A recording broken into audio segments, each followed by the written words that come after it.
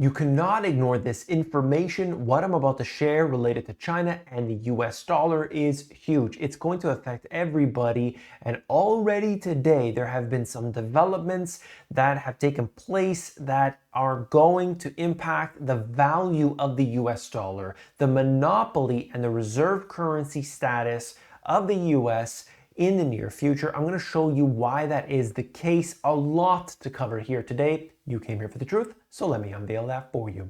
But I want to cover this first because if you look at what has happened to the economy and the financial system, it starts to really send signals about why things are changing. Because I can just show you these simple articles or statements and whatever, and you can take that for what it is, or we can try to understand why so that we are financially educated.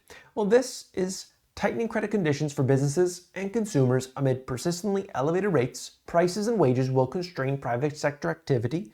We are looking at a slowdown, a general economic contraction taking place as, of course, the cycle that we are in, the credit cycle, has gone through a period of tightening. And that was expected, of course, we see that. But right now, here and now, we can note that it is very obvious the economy can't be sustained with higher interest rates. We know that. Now, you can push certain assets up, you can do things, but you can't get the economy actually moving because lending is restricted and constricted. And so things don't move like the way they did when they had trillions upon trillions of QE being thrown at it. Okay, so that's the one part. The unique economic conditions after 2020 mean that any economic slowdown will be very different from prior recessions. Of course, they've already printed trillions of dollars. They've already done the moratoriums. Like every bit of ammunition they had, they expended it. So the next time around, they know by doing anything, it's going to send inflation off the charts. Here we have it. UK food bank demand hits an all-time record high. This is the same thing in Canada, it's the same thing in the US, same thing everywhere, that people, they're in a lot of debt and they need a lot of help. That's a fact because inflation is so hot. Why is inflation hot? Do we need to talk about it? There's many reasons. But of course, the government created so much money and threw it out there to businesses and everybody. A lot of that was squandered. And then, of course, we had the quantitative easing and all that nonsense. Singapore warns of uncertain economic outlook. Of course, this goes on everywhere. Like I'm saying, it's not just one country. It's not just on one continent. It's everywhere, and it affects even very strong, generally very strong countries like Singapore. And this is where we get to, because a lot of these countries, maybe they're fed up. Maybe they don't want to deal with all of this anymore. They want to do their own thing, or maybe they're sanctioned, maybe there's different reasons. Yuan overtakes dollar to become the most used currency in China's cross-border transactions. Now, this is a big deal, and I wanted to really take the time to explain this, okay?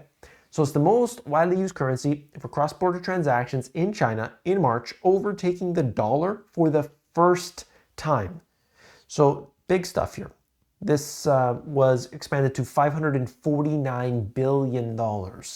Big stuff happening right now, not just with, don't think it's just China. No, this is cross-border. We're going to talk more about that in just a second. China has long been promoting the use of the yuan to settle cross-border trades as part of an effort to internationalize the use of its currency. Here, the yuan's use in global trade finance remains low, though it has shown steady increases. So you got to compare the two, obviously. It's 4.5% of the total, while the dollar is 83.7%. So that, when you look at it on a global scale, okay, it's small. However, it's increasing. It's constantly increasing. And of course, they're showing you this through SWIFT, by the way, the US-based system. I wonder how it's all going to be when China's system is much more developed and other countries in the BRICS, as well as others, start to say, we'll use your system. Sure, why not?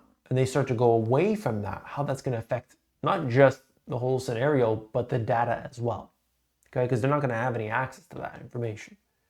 Argentina to pay for Chinese imports in yuan rather than dollars. We've seen a lot of that, but here we go. Argentina, almost in a sense, becoming a de facto member of the BRICS.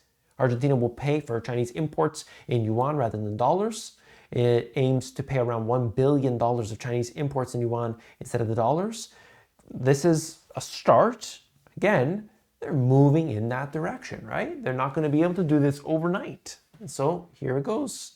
BRICS nations leading the charge. Argentina wants to be part of the BRICS, I'm sure.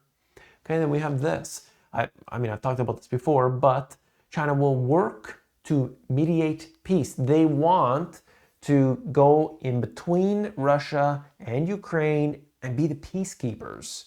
Isn't this interesting? They did the same thing with Saudi and Iran, which have been enemies. They've been at war through Yemen, and now they're saying, hey, we're going to be peacekeepers here. This is huge. This is very big that China suddenly is the peacekeeper. We didn't hear about that years ago. Ban on Chinese citizens owning and others owning property in Texas gets its initial approval in the Senate. And it's not just any property, it's like large amounts of property. And that's one thing that I know some people are in favor of, and it's very controversial for some. But I want to know what you think. Should, and it doesn't matter if it's China, any country, be able to purchase large amounts of land, farmland, infrastructure, or what have you, in your country? That's the question. Okay? It could be a corporation. Let's say it's a Brazilian company. Let's say it's in the case of the United States, let's say it's a Canadian company.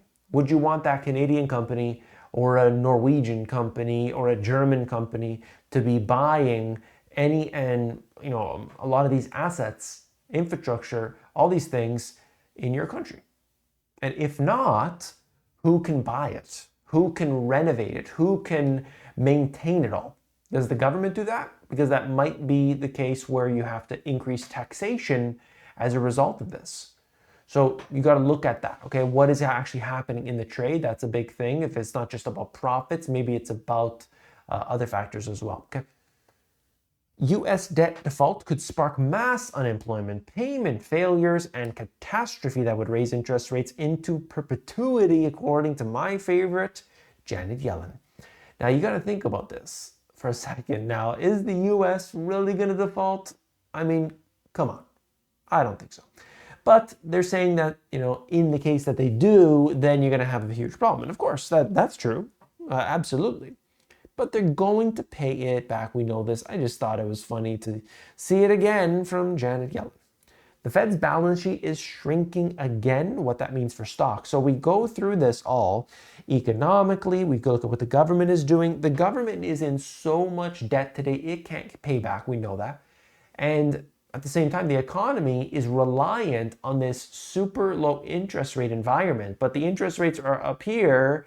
How in the world are they ever going to make this happen? Well, they got to cut interest rates. If they cut interest rates because they can't manage the debt and so on, they start cutting interest rates. What happens to inflation? It goes up, up, up, up. People in poverty, you got the chaos, you got civil unrest, all these different things start to happen. Do you see what I'm getting at here? This is not just a bunch of articles. This is a story, and it's not looking good. And that's what I'm trying to tell you here, that all of this connects together in a very weak economy. Now, as it relates to the stock market, the only thing that you need to pay attention to is what I call money mirror method. What is money mirror method? Basically, you look at what's happening with the balance sheets and the financial conditions, and then you mirror that with the market, and it's very clear, it's distinct. When they pump more money into the system, stocks go up. It's not day to day, like there's fluctuations, but that's the truth. Money mirror method. And you see that. Okay, right now, of course, if they are shrinking their balance sheet, it's not so good. But they had pumped in just in a period of time for to rescue the banks. They pumped in a lot of money. I think it was a couple $100 billion. And so that had an impact. In my opinion, that liquidity, whether it's direct or indirect, it has an impact. And now you got, again, First Republic not doing so well, right? Canadian dollar hits a 4-week low on lower oil prices, but also you got to factor in where the market's been heading, where other currencies are heading. It's not just because of oil. That's like, no, probably written by AI or something. But what I look at here is just to see that overall these currencies are weakening against the US dollar. Typically that's the way it's been happening over the last while. And for the foreseeable future, as long as, we see other central banks like Canada saying, no, we're not going to increase interest rates anymore, well then, you compare that. Of course, US is the one that's kind of tightening a little bit here still. And so you compare the two, let me just explain this. When a country says we're going to cut interest rates, that weakens their currency. When they say they're going to increase interest rates, that strengthens their currency. That's all, okay? Then we just quickly had to touch on this. Who's getting laid off in America? You can see that it's not just those at the bottom end of the wage scale. Unemployment claims by workers making more than $200,000 have soared in the past year. Look, you can see that on this chart, but that's basically the point. Instead, it's affecting not just people, at McDonald's and things. No, it's going on with the white collar workers, and they are, it's still small. It's still a small portion happening in there's not this mass unemployment scale that we've seen in previous cycles, or even like in 2020, 2008, and so on. But it's certainly something that wasn't expected. And for some who are paying attention to the cycle, the interest rate cycle, well, then we obviously would know what happens. Gen Z is at the top of bosses' firing list because they think they're the most difficult generation to work with, and I would probably have to agree. Nothing against people who are Gen Z, but I mean, it must be difficult. And again, Amazon laying people off as well, okay? So you're seeing 27,000 Amazon workers getting cut. Now they hired literally hundreds and hundreds of thousands over the last little while. So percentage-wise it's small, but it still hurts for these people. So you got to take this overall as a whole. What's happening here? There's a weakening economy, there's tightening interest rates, you see the slowdown that's occurring. At the same time, there's a dollar shift. They're going away from it and into other currencies, particularly what we're seeing with China. Are they, does the world love to use China's currency? Does the BRIC nations want to use it, or do they want to use the US dollar? I think if they had a choice, they'd be using the US dollar. But they see that having another option here is a bonus. And just like you, with your individual investments, you can't have only one thing. That's not wise at all. You might think Tesla is going to go to the moon, but should you put all of your money into it, 7 shares of Tesla?